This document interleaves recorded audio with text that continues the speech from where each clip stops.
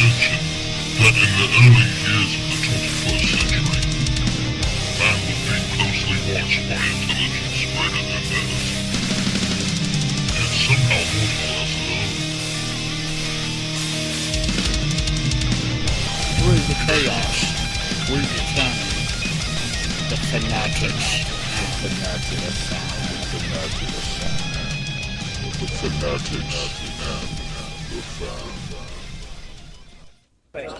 That's right, folks. You are listening to Fanatics and the Fan. My name is Hawk, and we are live at the Branson Imax for Star Wars. Woo! Brandon, how long, man? I'm so excited. I'm all goosebumps. It's Star Wars, and we have a very special guest. He's out here with us as well. Adam. Yes. Have you seen the movie? I haven't seen it yet. Are you ready to burst? They keep giving little hints away while I'm here, so I have to go see this movie. And of course, our steampunk queen. And she's just, and you know, even though despite she's a steampunk, could you steampunk stuff from Star Wars? Absolutely. You can steampunk anything. I've never been so excited in my life. A Star Wars that doesn't suck. How long have we waited for that? 1977. Absolutely, yeah. Oh yeah. No, it has been a great weekend. I got to see the movie Thursday night, right at the very beginning, and it's just been exciting. If you haven't seen it yet, you need to come here now and see it. It is the movie of the year. Which we don't sell anymore. Well, from what I've heard, my big question to anyone who's seen the movie is it a good movie? Like, Star Wars aside, is it a good movie? And every unanimously they say yes, it is a great movie by itself. I haven't seen it yet either. I can't wait. And you keep seeing snippets of it, like in Big Bang Theory, where they're just, we've waited so long for As this. far as homages to Star Wars this year, I have to say Big Bang did a really good job. I'm not a fan of that episode. I'm slowly not being a fan of the show because of it, but I was a huge fan of You were that. hard to please. Yeah, I really am. But I'm a huge fan of what they did. They did a really good job. That was very well done. You haven't seen the movie either, have you? I have not seen the movie, and yet I love being out here live at the IMAX here in Branson. Brandon, Visioncon comes out here for a lot of the great premieres, am I right? Yeah, and our next one is actually going to be Deadpool in February, which we're very excited for that. To finally see a Fox movie that maybe doesn't suck. I'm going to hold my breath on that one. But we love being IMAX is one of our big sponsors, and we love partnering up with them and doing these premieres. It gets us in here to see these movies that are really cool, and gets us to meet with a lot of people who are very interested in the same stuff we are. So it has been a lot of fun together, especially here on our Star Wars weekends. So Adam, being an amazing artist that you are, and I love asking artists stuff like this. Could you have had fun being on? If they'd been hired you to be on Star Wars, could you have had a lot of fun with that? Oh, heck yes. Right now I'm drawing a Darth Vader, but it's actually Deadpool in Darth Vader's outfit without the mask. I actually seen it. I mean, yeah. I love that piece. I love that piece. So yeah, it's a fantastic genre as it is, but it's really fun. A lot of artists, a lot of people like to modernize a lot of different things. I don't see, from what I've seen, I don't see a lot of changes in this world. They've just taken it and kept it true to itself and improved it. You being you, could you pull that off and still modernize it, but still keep it true to what it is? Oh, absolutely. Everything looks great from what I've seen. Even though there are a little bit of upgrades, everything looks great. And upgrades can ruin stuff. Look at Windows 10, but still. Windows 10 reference. That's great. One of the great things about this film is they really do pay a lot of homage to the previous films, and they do a lot. They work it in, but they don't shove it in there. Like the prequels shoved as much in there as they could, just to say, "Hey, we're Star Wars." But in this movie, it's very subtle. It's very fun. It's very easy to spot this kind of stuff instead of just being, "Oh, hey, here's C-3PO. He's made by Anakin." It's now more like, "Oh, hey." We're slowly showing you some really cool stuff, and you're recognizing it from the past. Right. The franchise from '77 still going strong. The comic books are continual. Yep. What is your opinion on the Well, artwork? they have one of my favorite artists on the series right now. Stuart Inman is drawing it and nailing it as we go. So it's a fantastic series, and the artwork is phenomenal. Brian? I haven't seen it yet. I'm talking about the comic. We were just talking about the Star Wars comics. Yeah. Strong franchise. Yeah. Good book, good stories. Yeah, I mean, it's like apples to oranges. Though. I mean, like we're talking about two completely different things. I'm talking about the Star Wars franchise as a whole, because honestly, other than the movie right now, I could care less about anything else. Right.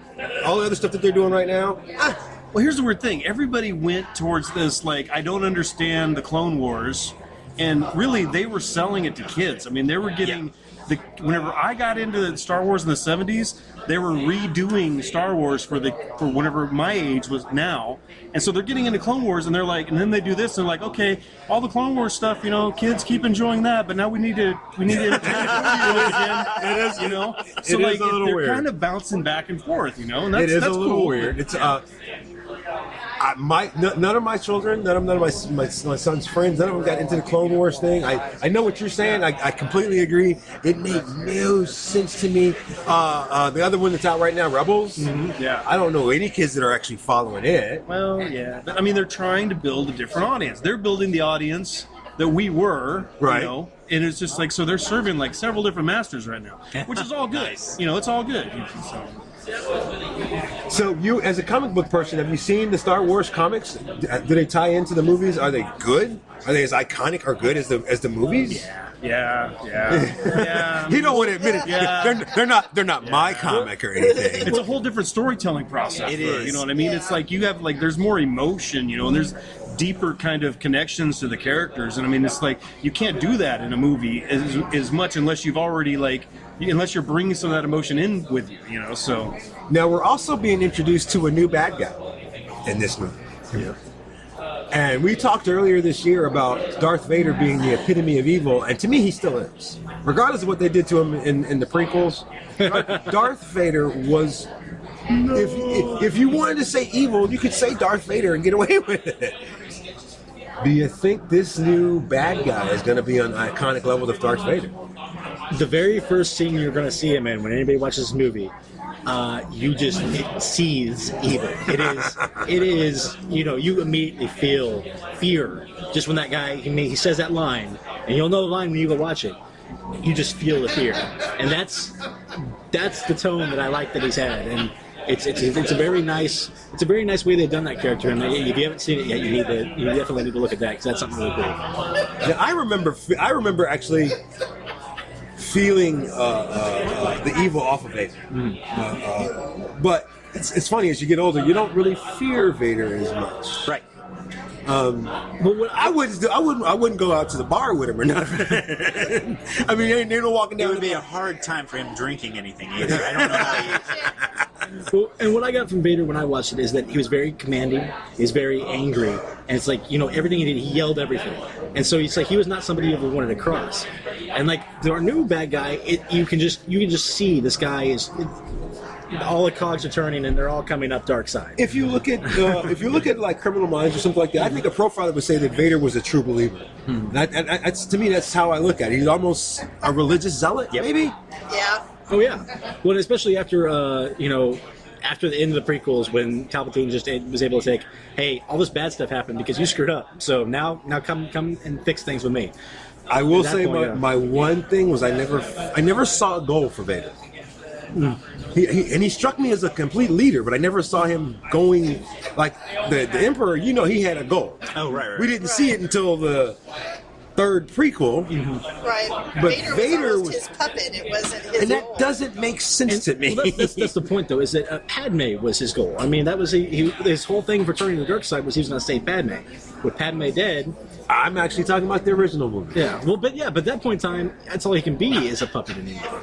I mean, I think he was like the dying version of the Jedi. Like if the Jedi was a religion, he was the dying last remnants of the Jedi religion.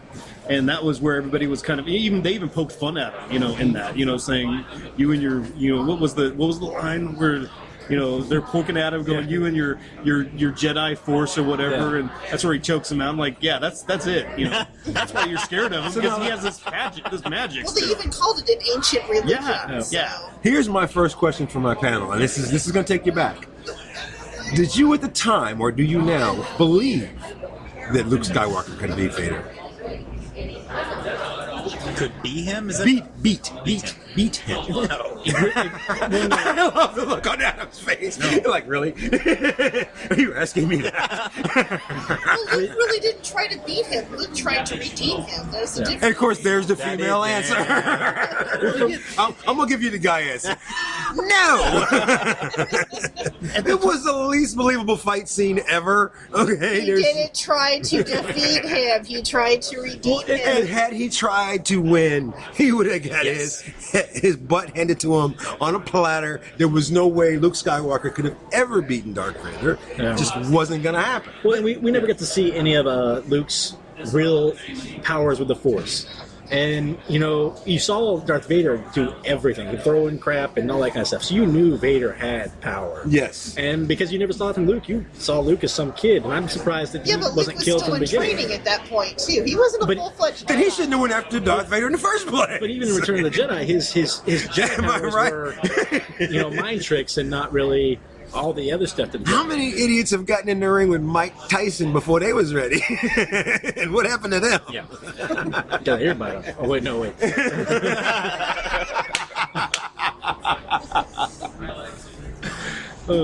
I as iconic, and Keith hates that I use that word. Keith, we miss you. Come on back, brother. I think this franchise. See, Keith says this franchise itself is iconic. I say after the 3 prequels, it took a hit. But the original movies to me are iconic, and Absolutely. I want this. I worry this movie might not be. That's my I'm concern. still worried about it. I think if you go watch it, any of that will be thrown away. It's Avengers level good. They bring together they bring together something good based off of what you know and what new you can bring in there, and so that's it. It really makes me feel like it's an Avengers movie almost, because you brought together a bunch of characters you like to a whole new thing. Well, for me, I've not seen the movie, so I don't know. But as far as the first original 3 films, I watched them. I rewatched them just recently, and they were just fantastic stories and movies. Did everybody get their Star Wars binge on? Oh yeah. Yeah. What order do you watch when you binge now? Do you watch the original, the prequels now, or no? No. I went ahead and watched the prequel. You can't. You have to. I think everybody should go back and watch them in the new order. Okay. With the 3 regardless of how bad they are, watch them in that order and see if the story flows. That's my thought. I At least try it. was of the opinion that the original 3 was good storytelling. It was the epitome of good against evil. And then you get to the prequel 3, and they sacrificed a lot of that story for computer special effects. Yeah. In that order, which does the Christmas Star Wars come in? I don't understand where it fits exactly, but you should definitely find that on YouTube. Well, it fits in the garbage. And that's the only place it needs to stay. I mean, so of all of the 6 that we have out now kind of knowing that we're showing, what's everybody's favorite character? Because there's a lot of, you don't get that always, but there's a lot of characters there. There's a lot of characters there. Of the 6 previous ones. Of the 6 Of all of them. Okay. Yes. Well, in the prequels, my favorite character, I only had one character that I could actually ever like, and it was Obi-Wan. Because all the rest of the characters were way too two-dimensional, way too badly acted, way too poorly written. So Obi-Wan was the only one that had any actual character development to him, which was nice, because I like Obi-Wan. Absolutely, hands down, least amount of screen time, Lando. Yeah. Sorry. I mean, Not that he's sucking up to the host or He was the only anything. one that was believable. You know? Although he had so many crises of faith so many times, I'm like, brother, make up your mind, please, okay? And then, okay, what president of an entire planet drops his day job to go fly around with the rebels? And if you ever read the extended trilogy, he does that like 3 more times. He's like, road trip. Because he keeps getting new planets and just keeps going back to go play. I'm going to say Obi-Wan as well, because with A New Hope, when he dies, you want to know why he chose that moment to die and sacrifice himself, and then when you get to the prequels, it actually tells a pretty decent story where he goes. The ultimate master, Yoda. You cannot beat that. I love all of the characters in the original series. Come on.